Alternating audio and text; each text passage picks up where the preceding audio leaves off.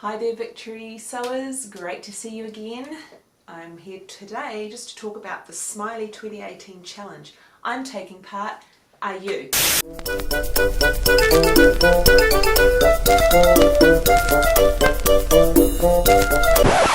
So, Smiley is an acronym for Sewing Makes You Love Yourself, and it's the brainchild of 3 YouTubers and bloggers out there in the sewing world. Hattie from Germany, Lisa from Canada and Athena from Greece. I'll put links to their blogs below and their stories. And there are just 2 simple tasks. 1, sew a garment that makes you feel beautiful. And 2, tell your story about how sewing has changed your life for the better, either with mental health or positive body image. And you can share it via Instagram, YouTube, Facebook or your blog. Did I mention there's prizes from sponsors as well, apparently. That's not why I'm doing it. I actually want to share my story, but prizes are good.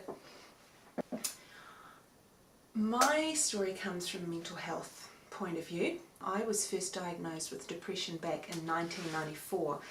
I had just graduated Teachers College the year before, and I had been a straight A student, so I went from being this student who did really well to somebody who was suddenly in a classroom situation and would have a panic attack at the drop of a hat, or if I could even get out of bed that morning. I found it so hard to get out of bed most mornings with panic attacks and feeling nauseated all the time, no energy. I couldn't sleep at night. I wanted to sleep during the day. I had all the classic symptoms of depression, but they took a while to be diagnosed, and so I didn't know what was wrong with me, and all I thought was, I failed. I was a straight A student and I just cannot keep my head above water teaching these kids. I can't plan, I can't keep my head together, I can't organise anything, and I really thought I had failed. Now 1994 is a long time ago, it's 24 years and half my life ago, and I've got to the point now where I actually feel comfortable sharing with others, and I see people around me going through similar things from time to time, and I get it, and I realise now, while I would never want to go through it again, I've been given the opportunity to share my story and hopefully let people know that there is a light at the end of the tunnel, and B, they're not alone. I think that some of the worst things is you feel like everything is against you and you're just all on your own, and if you are suffering, trust me, you're not alone. And some people don't get it. Some people are like, why can't you just snap out of it? Or, hey, put a positive frame of mind in there, you know, get out there and just look at things differently. Just, you know, pick yourself up, you'll be fine. And yeah, sure, yeah, we never thought of that. It doesn't work that way, and yeah, those things don't help on their own. But please know that you guys who are suffering, you are not alone. So I wanted to share my story. It doesn't start with sewing as such. Sewing did not pull me directly out of depression, but what helped me specifically was my faith in God and my desire to be creative. Now, sewing is one of those outlets. I've tried a lot of different creative pursuits over the years, and I love them all. I started sewing at about the age of 10. My mum taught me how to sew, and I started sewing dolls' clothes.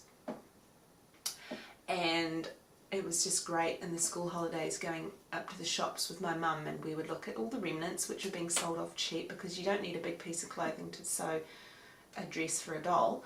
So we would pick out the fabrics and the threads and any other kind of little bits of lace and everything that would look good, and I'd go back and I'd cut them out and I'd stitch them. I'd dress my doll in these clothes, and I didn't play with my doll except to just make clothes for her and dress her. So, you know, but it was just so much fun. And then later on I progressed to making garments for myself, and it was just so much fun being able to make something and wear what I'd been making, and especially if people said, oh, that's a really nice skirt or a nice top, or, and I thought, I made it, and they're like, wow, you made that, and it's just really, but to wear it for yourself because you made it is just such a cool, great, liberating experience. I sewed through my teens. I remember making my ball dresses for year 12 and year 13 school balls.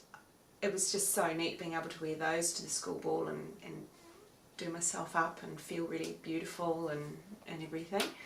I made a few other items of clothing here, there, and I think I probably at one stage probably half the clothes in my wardrobe was made by me.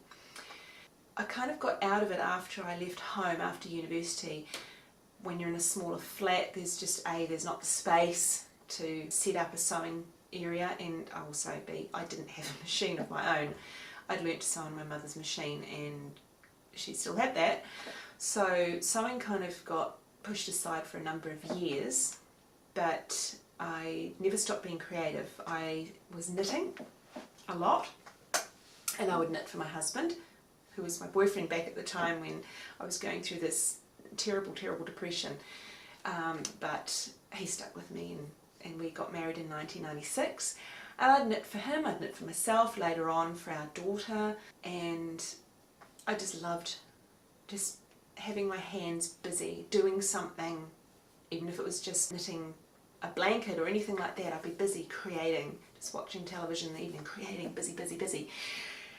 And from there I moved on to making greeting cards, which I think a lot of people probably have done at some stage. And the big thing I was then next into was artist trading cards, which is a small piece of art about the size of a playing card, and it can be anything from painting to drawing to collage, whatever, and I traded and swapped those with artists all over the world. Then the artist trading cards started threatening to take over my home, because I honestly had hundreds and hundreds of these small pieces of art, like they were breeding in my house, and I thought, I really probably should just take a break from this, as much as I love doing it and I really love connecting with the people that I'm swapping with, because it was a really great online group that I got to meet a few of face to face too, and a few different retreats. So I took a break and I thought, you know what, I'm going to get back into my sewing. By that stage my mum had already, both my parents had passed away, so I inherited the sewing machine, wonderful Benina from the 1970s, and I love that machine. I think I've named that machine Ellie after my mum, whose name was Alice. We never called it Ellie, but I just think that name suits a sewing machine, so I've got Ellie. And I picked up the scissors and the sewing machine again and started creating. I've been sewing for my husband again, for myself mostly, and a little bit for my daughter as well. I learned patchwork and quilting, which I didn't think I could actually quilt on a domestic sewing machine. Well, it turns out I was wrong. So I have learned free motion quilting on my old 40-year-old machine. I can do that, which is fantastic. And last year, 2017, about a year after I picked up sewing again, I went to a Benina Expo and looked at a few machines, tried out a specific quilting machine. It's just a domestic sewing machine, but it's got a really great quilting function. My husband made me buy it. He really insisted I buy it, so who am I to argue with a very wise man? So I made the purchase. It cost a bit, but it was worth it. And I have made a number of garments on that. It's just fantastic, but I still have Ellie, and Ellie is still fantastic as well. So sewing and crafts and being creative has been so wonderful. I believe it's really kept me healthy, it's kept me well, and it's kept me focused, and it's just given that part of my brain so much exercise, and I feel a real sense of accomplishment and achievement. I go to work and I do my job well. I'm an accountant. You probably think that's not the most exciting thing in the world. I enjoy what I do, and I do feel a sense of accomplishment. But I'm doing it for someone else. When I get home, I'm doing this for me, and I really think, I believe that God has made everybody creative in some way. And for me, that creativity is expressed through making things. So I sew, I knit, I sew mostly more than anything else.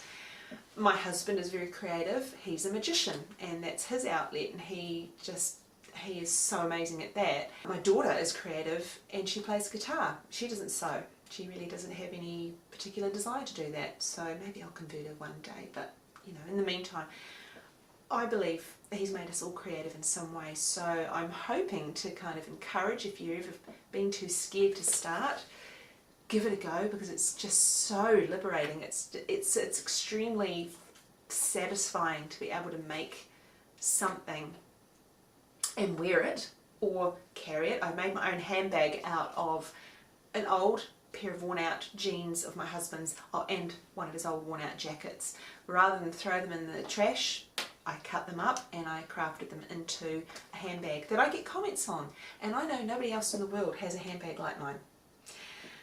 So give it a go, don't be afraid, just give it a go. You'll make mistakes when you start, who cares, it's all good. Soon you'll be just stitching yourself to victory, which is why I've called my channel Stitch to Victory, because I think stitch by stitch we will get there, you know, and I just love what I do. And just a quick word for those of you who think sewing's expensive, you're absolutely right, it can be. I can't speak for other countries. I know in New Zealand fabric can be very, very expensive. You can get bargains from time to time, but sometimes you're looking at $20–30 a metre for fabric, and when you're an adult, a metre isn't going to do you. It's just, you're going to need at least a couple of metres, and that's an expensive garment, and it's a lot cheaper to go and buy it off the rack. But I've found ways of kind of getting around that. I go to the thrift stores, I've picked up fabric from the thrift stores. Sometimes people are getting rid of their stash. You'll find sometimes there are swap meets, and I try to repurpose and upcycle things as much as I can. I don't just sew clothing. I had an old tablecloth that I was actually wanting to get rid of. It was old and faded, and I don't really use tablecloths. It's too small for the large dining table I have now. It fitted the one we had years ago. And I thought, you know what? This fabric is perfectly fine. It's perfectly strong. It's in good nick. The only thing is it's a bit faded and a bit tired looking. So I actually made 3 reusable shopping bags out of it. A lot of our supermarkets here in New Zealand are moving away from plastic bags. So, hey, I now have a reusable, extra strong cotton lined bag. So I try to upcycle and repurpose as much as possible, and it keeps the prices down. Now, the garment I'm wearing at the moment, this is the top I made for the Smiley Challenge. I have a couple of pictures that my daughter took of me outside, which show the whole thing, because at the moment I can't zoom the camera because my cameraman is actually in the South Island at the moment doing like a quarter marathon, so I'm filming solo here. This fabric admittedly I did buy from the fabric store, but it wasn't overly expensive. I always shop around when I can. Like I said, I'm an accountant and I'm thrifty. So I have a pattern, Butterick 6248, and it's knit fabric or jersey fabric, and I made that one there, view A. So it's just got a lovely drape to it, so I just absolutely love it. It fits me so perfectly, and it was such a dream to sew because my new machine has got specialised stitching for knit fabric, so that, you know, the seams can stretch without snapping. And honestly, I made this, I spent maybe 2 or 3 evenings, a little bit at a time after work, and it's stitched up a dream. It's absolutely wonderful. It's even got a pocket in the front. The next one I'm planning to make is that one down there in a nice purple, but that's just going to have to be down the track. This is my Smiley top. So I just want to encourage, well, first of all, thank the ladies who have started this challenge. I really thank you for the challenge, and it's been a privilege to take part.